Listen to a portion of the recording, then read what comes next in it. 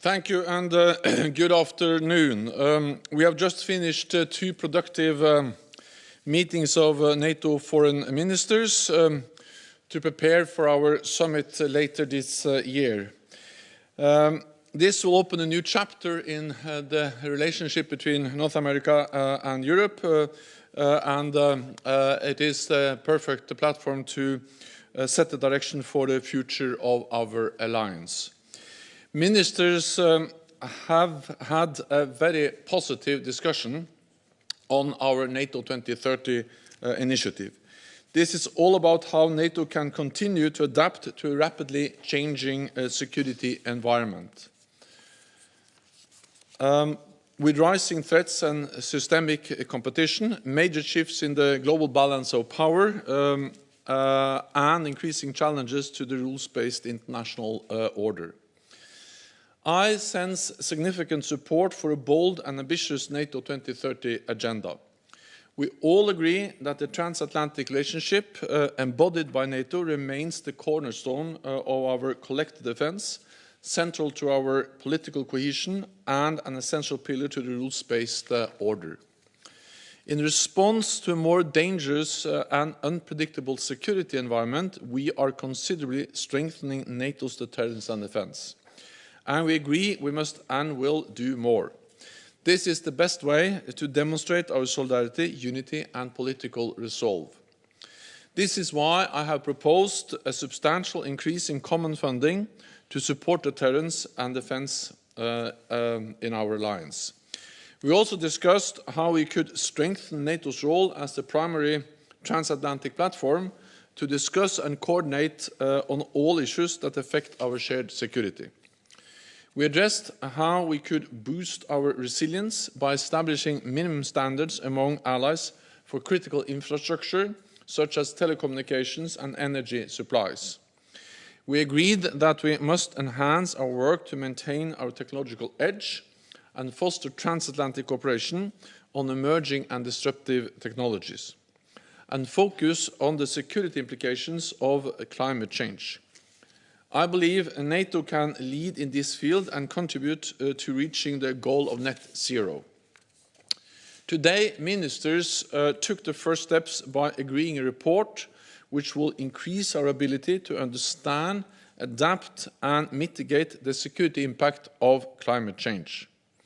Further, ministers discussed how we could adopt a more global outlook by strengthening cooperation with like-minded partners around the world, including the European Union, to protect the rules-based international order and tackle shared challenges, and by enhancing our ability to deliver training and support to our partners.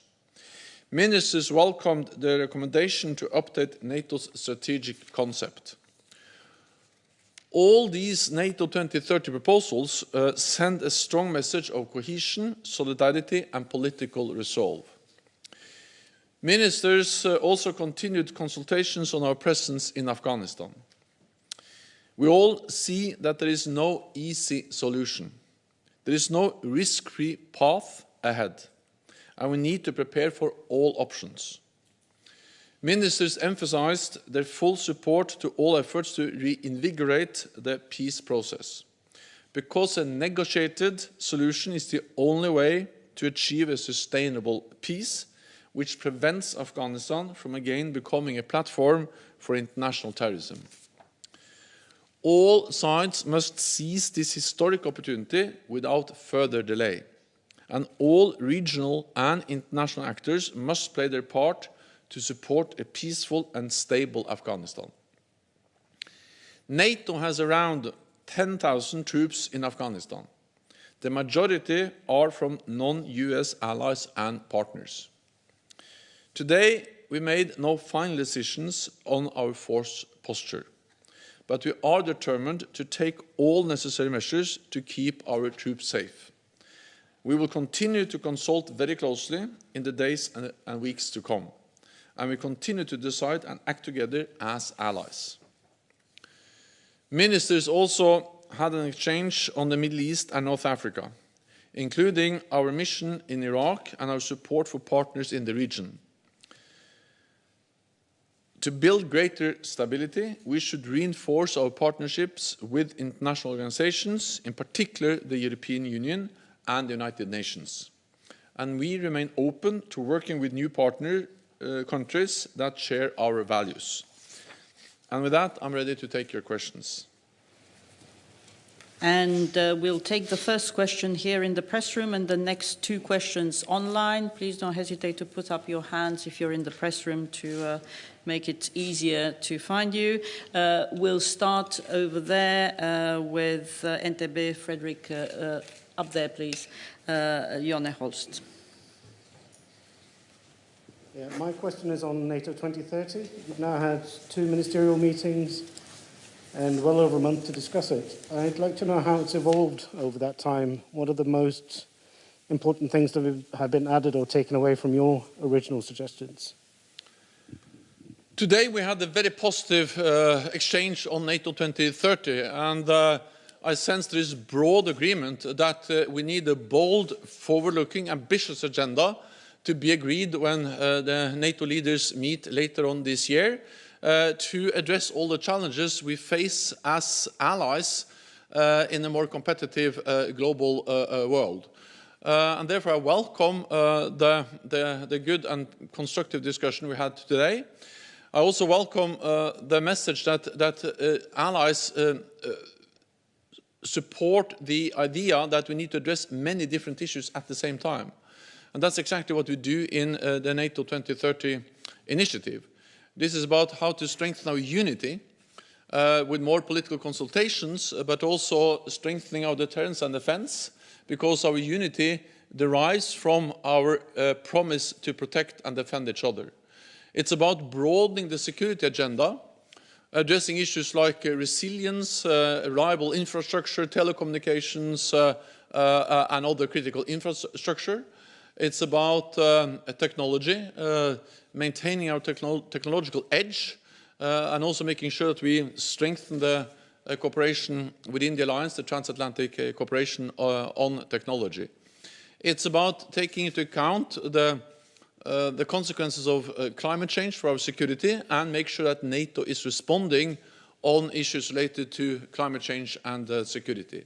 And then it is about building new partnerships with partners in our neighborhood, training, capacity building, but also building partnerships with like-minded countries. For instance, in the Asia-Pacific, Australia, New Zealand, South Korea and Japan, they are partners, but we would like to strengthen that partnership to stand up for a rules-based order and also address the consequences of the rise of China.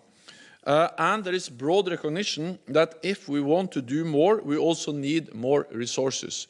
So, of course, this is part of an ongoing process. It started at the NATO summit in London in 2019, in December. And the leaders asked me to conduct a reflection process on how to strengthen the alliance. I appointed an expert group. They have put forward their proposals. Then I have consulted with capitals, young leaders, the NATO Parliamentary Assembly, and many others. And we will continue to refine, continue to develop these proposals. But then I'm very confident that when leaders meet later this year, they will be able to agree ambitious, forward-looking proposals to future-proof our alliance and strengthen the transatlantic bond. We'll now take two questions online. The first one is from Kavian Press and Railu Masadid. Yes, thank you very much. Secretary General, you said about Afghanistan, and as we know, Afghanistan is very important, not for today, not for tomorrow, I think forever. So there are political actors in Afghanistan who are playing a spoiler's role toward achieving peace.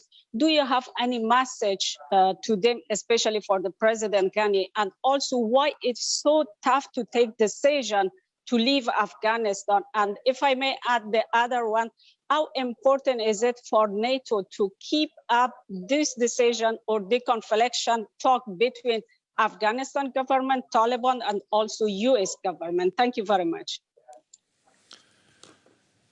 We have now an historic opportunity to reach a political, peaceful, negotiated solution to the conflict in Afghanistan. Because we have now a peace process, peace talks, and we have also seen a renewed effort by the United States to reinvigorate those talks. And after decades of fighting violence, we are now closer to an agreement than we have been ever before. At the same time, we are all realistic, and we know that it's a hard way forward to make real progress, and we have no guarantees for that the peace talks will succeed. They are fragile, and we also see that there is a need to really make progress, and therefore I call on all sides, all parties, to negotiate in good faith, to be constructive, and that's of course for the Afghan parties, but also of course for all regional actors. They have to be supportive of this peace process. And therefore I welcome the fact that you had a very good and constructive discussion about this among the foreign ministers today. The reason why we have not made any final decision is that, of course, we would like to see, what we will decide will depend on how the peace process evolves. There will be new meetings. Also, Foreign Minister of Turkey, Mevlut Çavuşoğlu, updated us that Turkey is ready to host a meeting to support the Afghan peace process. Allies are committed to continue to provide support for the Afghan security forces, also by financial support. We are committed to continue to provide financial support throughout 2024. And the most important thing for us now as allies is that as we move forward, we need to be coordinated, to consult closely, and to take decisions together and act together. And that was a very clear message from all of them, based on the principle in together, adjust our presence in Afghanistan together, and when the time is right, we will leave together. The next online question will be from Andrzej Matysiak from Pravda. Thank you. Thank you, Andrzej Matysiak, Slovakia, David Pravda. Mr. Secretary-General, you have started your press conference today, but also yesterday, with claiming that this is an opportunity for a new chapter in transatlantic relations. But what does it mean concretely? What has to change, maybe even fundamentally change, to open a new chapter, and what will stay the same in transatlantic relations? And if I may, also a second question regarding common funding. I think that you don't have numbers who will pay for what and how much for us. I think you would appreciate it, but I don't think you have it. But can you at least evaluate a bit on a debate about the common funding? I hear that some countries are more welcoming this idea, maybe others are a bit resistant. So what was the debate about this? Thank you. The meeting today has demonstrated that we are now opening a new chapter in our transatlantic relationship embodied in NATO. And therefore, allies also strongly welcomed the very clear and strong message from Secretary Blinken, because he restated the message from President Biden that the United States really wants to rebuild the strength of this alliance, strengthen NATO, and make sure that we make NATO future-proof in a more competitive world.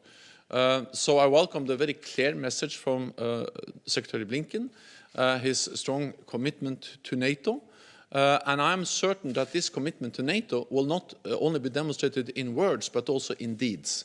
And that's exactly what NATO 2030 is all about, is to in a way make sure that we are not only committed to protecting and defending each other and standing together as North America and Europe in NATO, but also actually are stepping up, delivering, and making concrete decisions when we meet later on this year at the level of heads of state and government. So we will the NATO 2030 proposals on resilience, on deterrence and defense, on technology, on more political consultations, on building partnerships, and many other issues. They are all about strengthening this alliance, strengthening the transatlantic bond within NATO. One of those proposals are common funding, because if we are going to do more, of course that will have some consequences for resources, for funding. You are right that we didn't discuss specific numbers, because this is an ongoing process. We will continue to discuss, and proposals will be refined. But I think we have to understand that over the last years we have seen a significant increase in defense spending from NATO allies, and only a fraction of total defense spending is allocated to common funded budgets. We have a military budget, we have a civilian budget, we have a budget for investments, and I have put forward proposals to substantially increase those budgets. Now allies discuss that. That's a normal part of the way we make decisions in NATO, but I sense there is a broad recognition of the need to allocate more resources if we're going to do more. Okay, we'll now come back to the press room, and then we'll take 3 more questions online. So we'll go to Greek Public TV, Eleni Zarkadoula. Thank you. Can you consider Turkey as a trustworthy ally, since its behavior, it's back and forth? Allow me to mention even HDP decision or Istanbul Convention. And secondly, are any steps made with the United States towards a solution or a compromise on S-400 issue? Thank you. There are differences and there are concerns, and I also expressed my concerns on some of these issues. For instance, on the S-400, about the consequences of the Turkish decision to acquire a Russian air defense system. There are, of course, also other issues, including the situation in the Eastern Mediterranean. At the same time, I strongly believe that and also that's also part of the NATO 2030 agenda, is that we need to use NATO as a platform to consult and discuss when there are differences, as we see, for instance, related to some of the issues you mentioned. I also strongly believe that NATO can be a platform to try to find ways forward to address some of these differences and concerns. And we have seen over the last weeks and months that we have been able to make some important steps in the right direction, including establishing a deconfliction mechanism at NATO, where Turkish and Greek military experts meet and set up different communication lines and agree how to reduce the risk for incidents and accidents in the Eastern Mediterranean. This has also helped to pave the way for direct talks between Greece and Turkey on the underlying dispute in the Eastern Mediterranean. I also welcome the fact that despite the differences we see, NATO continues its naval presence in the Aegean, helping to implement the agreement between Turkey and the European Union on migration issues. And I think the strength of NATO is that by having NATO ships there, we're able actually to bring Turkey, Greece and the European Union together and help to implement an important agreement. So yes, there is no way to deny that there are differences. I have also expressed my concerns, but at the same time, I think we all have a responsibility to look into how can we address them, how can we try to find solutions, and also taking into account that Turkey is an important ally bordering Iraq and Syria, and Turkey has played an important role, not least in the fight against international terrorism, and no other ally hosts more refugees than Turkey. So NATO is the platform to address these issues and to try to find ways to at least reduce tensions, but also sometimes be able to find solutions. So the next question is also online from Alf-Bjarne Johnsen, VG. Thank you. Mr. Secretary General, you have been a strong advocate for keeping up the international agreements on limitation of nuclear warheads. But last week, the United Kingdom released their integrated review with proposals on exceeding their nuclear stockpile and modernizations of their weaponry. So I wonder, does all the member states agree that a stronger nuclear deterrence by adding new warheads is the right way to go for NATO? Or are there other alternative initiatives underway to step up deterrence in the NATO 2030 process? Thank you. So NATO's goal is a world without nuclear weapons. But as long as nuclear weapons exist, NATO will remain a nuclear alliance. NATO has been on the forefront of arms control for decades. And a part of the NATO 2030 agenda is also about how can we strengthen, how can we consult, how can we work more together to make progress on the arms control agenda. For instance, we welcome the recent decision by the United States and Russia to extend the New START agreement, which is the only remaining agreement limiting the number of nuclear warheads in the world.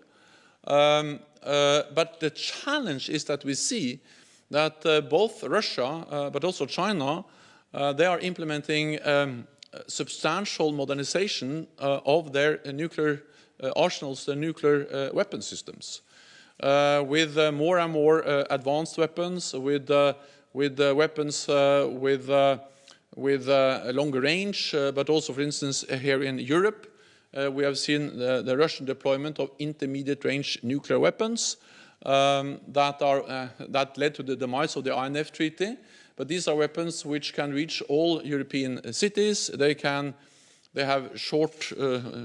reduce the warning time. They are dual capables. They're hard to track also because they are mobile. And just by deploying these new weapons, Russia has partly caused the demise of the INF Treaty, but have also reduced the threshold for any use of nuclear weapons in a potential conflict. And on top of that, we see other hypersonic weapons, air and sea launched weapons by Russia, some of them not covered by the New START treaty. And then we see a significant modernization of the Chinese nuclear arsenal, and then we see a constant threat of nuclear proliferation. And therefore, when I spoke to Prime Minister Boris Johnson yesterday, and he briefed me on the integrated review, I also spoke a few days ago with Secretary Raab, also the foreign minister, and also with Ben Wallace, the defense minister. They had the same message, that the adjustment of the UK policy on nuclear deterrence is a reflection of the increased substantial modernization of the Russian and Chinese capabilities. The answer to this is to make sure that we continue to work for arms control. And that's exactly what NATO is doing. And therefore, we strongly believe that the extension of the New START agreement should not be the end. It should be the beginning of renewed efforts to strengthen arms control, covering more weapon systems, and also at some stage get China into global arms control. The UK nuclear deterrent is an integral part of the alliance deterrence posture, and makes a substantial contribution to our collective defense, and it also demonstrates that the United Kingdom is a very important NATO ally, the second largest defense budget, investing heavily in a wide range of capabilities, and UK, the United Kingdom, is also, of course, a strong supporter of strengthening international arms control and a strong supporter of NATO being a key platform for addressing how we can make progress on arms control. We have the next question also online from Deutsche Welle, Alexandra von Namen. Thank you very much. A question on Nord Stream 2. Secretary Blinken today made it pretty clear that what the US position is on that issue and that this position has not changed.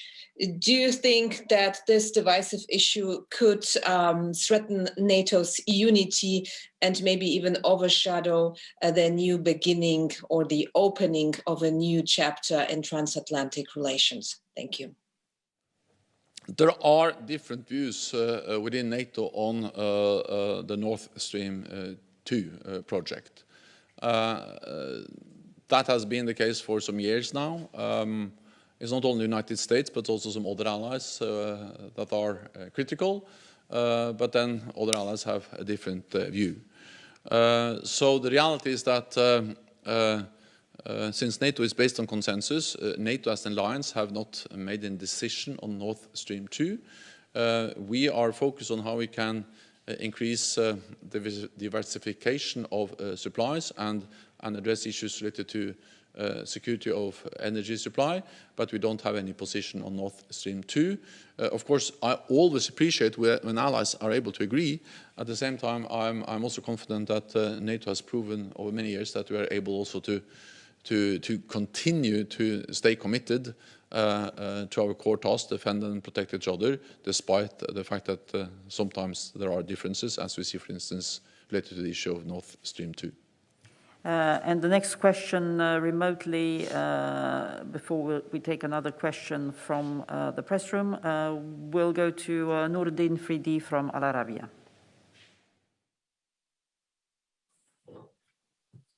Thank you, Anna. Good afternoon, Secretary General. Can I ask you a question on NATO assistance to neighboring country in the south? Could you elaborate on the discussion you had on the enhancing support to Iraq, Jordan, Tunisia, and under which condition NATO could now or in the future assist the new authorities in Libya, whether now or after the election, to rebuild its military, its defense and security services, mainly the defense institution. Thank you, sir. We had a very constructive discussion today about NATO's role, NATO's support to partner countries in the Middle East, in North Africa, and also, of course, our presence in Afghanistan. And many different countries, and of course, then therefore we also cannot have one size fits all. We need partnerships developed in different ways with different countries in the Middle East and North Africa region. I welcome, first of all, that we are now in the process of enhancing our presence, training mission presence in Iraq. We do that in close, of course, coordination with the Iraqi government. We do that actually based on a request from the government of Iraq, and it will be a gradual and incremental increase of the NATO presence there in full coordination with the government of Iraq. We work with countries like Jordan, Tunisia. We also had a discussion now about whether we can do more in the Sahel region, and we are following up on some decisions on how to strengthen our partnerships with countries in North Africa. On Libya, I think the main message is that we welcome the progress we have seen over the last months in the UN-led peace efforts, and all allies support those efforts. And we have been in close contact also with the UN envoy Jan Kubis, and we support his efforts. We also support the Berlin process to try to help and support a peaceful solution to the conflict in Libya. Then NATO stands ready to provide support when it comes to capacity building and so on when the conditions on the ground permit. But it's too early to say when that will be, and I will not speculate until we have a firmer decision and we have seen that the conditions permit more NATO presence. Okay, we'll come back to the press room with Ketevan Kardava from Imedi TV.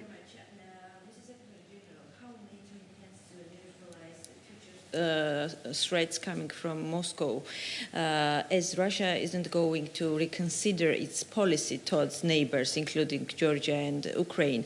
And I would like to know also if ministers discussed NATO readiness to engage more in Black Sea and make partnerships deeper with aspirant countries as Ukraine and Georgia, and could we expect more help on practical level? Thank you very much. So NATO has increased its presence in the Black Sea region, and three littoral states, Turkey, Romania and Bulgaria, are NATO members, and then two, Ukraine and Georgia, are close NATO partners. We have increased our presence on land, at sea, in the air, but we have also stepped up the cooperation with close and highly valued partners, Georgia and Ukraine. We will continue to do so, and we are looking into how we can further strengthen the partnership, both the political and the practical support. And we also welcome the fact that both Ukraine and Georgia are providing support and help to different NATO missions and operations. The main message, and that again a part of the NATO 2030 agenda, is how can we further do more, how can we strengthen partnership with neighbors, because it is in our interest that our neighbors are stable and successful, and both Ukraine and Georgia are actually aspirant countries for NATO membership, and we support them also in implementing reforms so they can move forward on their Euro-Atlantic path. Okay. Well, I think the best way for us to send a clear message to Russia is partly that we have implemented the biggest reinforcement of our collective defense since the end of the Cold War, with new battle groups in the eastern part of the lines, with higher readiness of our forces, with increased defense spending, with more exercises, and with stepping up our cooperation with partners like Georgia and Ukraine. I think that sends a very clear message to any potential adversary to NATO. And the final two questions will come from online, and we have Alexander Mitowski from Infomax. I think you can hear me. I would like a comment from the Secretary General on Macedonia's role in NATO missions abroad, in Afghanistan in particular. I would like a comment on Macedonia's role in stability in the region, particularly Kosovo. And as well, I would like to hear a comment from the Secretary General about the information that at least two Macedonian government officials couldn't get security clearance from NATO. Thank you. So first of all, I'm very proud that we actually on Friday can celebrate the anniversary of North Macedonia joining NATO. I also congratulated the Foreign Minister from North Macedonia in the meeting today on the anniversary of North Macedonia joining NATO. So this is good for North Macedonia. It's good for all other NATO allies, and we are also, of course, grateful for North Macedonia's contributions to NATO missions and operations, including in Afghanistan. I have met soldiers from North Macedonia, and they have demonstrated their courage, their commitment, their professionalism in the way they serve in NATO missions and operations. I will not comment on intelligence issues, but I can only say that we always have vetting procedures in NATO, which are important for us, and that's because we need to make sure that we are able to handle classified information, classified documents in a good way, and that's actually cornerstone of how we are able to exchange classified information, is the different vetting processes we have. So again, North Macedonia, highly valued ally. The accession of North Macedonia into the alliance demonstrates that NATO's door is open, and congratulations on the first anniversary as a highly valued ally of the alliance. And for the last question, also online, we'll go to Latika Burke from the Sydney Morning Herald. Thank you, Secretary-General. You've said a couple of times that you see this expanded role for Australia and some of the other non-NATO members. Could you explain what role you envision there? Is it going to be a continued advisory/partner role? Do you see some sort of formal expansion? First of all, I think it is important that we stand together because we are like-minded democracies. And when we see attacks on our rules-based international order, which has served Australia, NATO allies and many other countries so well over so many decades, we need to stand up and defend this rules-based order. And just by strengthening the partnership, we are sending a clear message to countries like, for instance, China, which is actually undermining this rules-based order. I think also it is important that we demonstrate we're able to stand together when we see China trying to bully countries all over the world. They have behaved very badly against Australia after Australia asked for an independent investigation into the origins of the coronavirus. I have seen that myself when I was Prime Minister of Norway. The Norwegian Nobel Peace Prize Committee awarded the Peace Prize to a Chinese dissident, and then China just immediately imposed a lot of heavy measures against Norway. So this is a behavior that just calls on all like-minded democracies to stand together. Of course, we do that as 30 allies in NATO, but we also see the value of doing that with like-minded countries like Australia, New Zealand, Japan, South Korea in the Asia-Pacific region. I also visited Australia not so long time ago, and that was one of the main messages. Exchange of information, working together, also some participation in different activities are also things we are looking into, whether we can do more of that. But first of all, I think we should sit down and see how we can gradually expand and strengthen our partnership. Thank you very much. This concludes this press conference, but we'll see you tomorrow, some online, some here in the flesh. Thank you. Thank you.